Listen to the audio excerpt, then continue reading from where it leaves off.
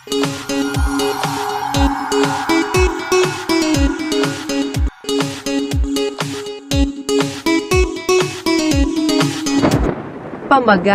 Joshua at Dexter. Sa pamamagitan ng mga alon na tumataas na parang bundok, at langit na dumidilim, susubukin tayong lahat, kaibigan ko.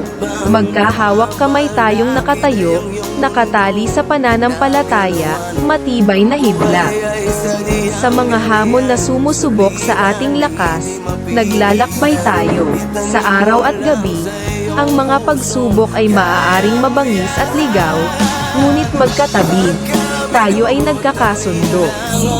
Habang umaalingaw-ngaw ang mga unos at humahagupit ang hangin, malalim ang pagkakaangkrak, puso't kaluluwa, dahil sa puso'y matibay na ningges, paniniwalang ang pag-ibig ng Diyos ay iisa.